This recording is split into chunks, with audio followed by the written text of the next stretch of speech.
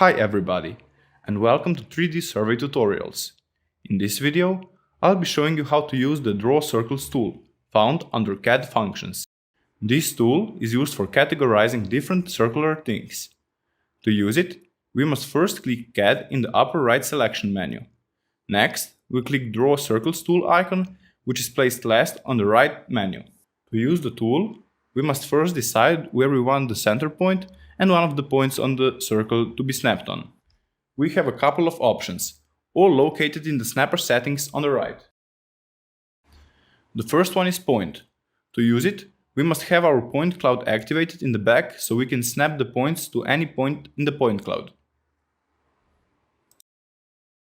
The second option is endpoint, where our center point will snap on any endpoint of an already existing line. The third option is midpoint, where our center point will snap on any midpoint of an already existing line.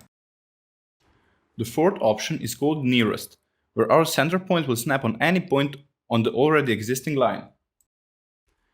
The fifth option is called center, where our center point will snap onto the center of an already existing circle.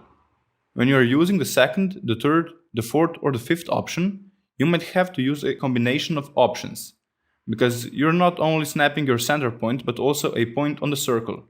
In my case, I was using point, so my point on circle could snap on any point on the point cloud. The last option is called triangle, where our center point will snap on any point on the surface of our 3D mesh, but we must first make sure to have our 3D mesh activated in the back or the function won't work. We can have more than one of these options turned on, but if we know exactly where we want our centered point to be, it might be easier to only choose the one we need. Okay, now let's draw some circles. To do it, we use the left mouse button to place our center point, and then we decide how long the radius will be, also confirming it with a left mouse click. When we are done drawing our circles, we press the escape button on the keyboard. If the height of the center point is wrong, we can check the desired height with the Draw Points tool by clicking it and selecting Height. When we place the point, our height will be displayed. After that, we can easily edit the height of the circle with the Edit tool by putting in the right coordinate z value. That is all for this tutorial. Thank you and see you next time.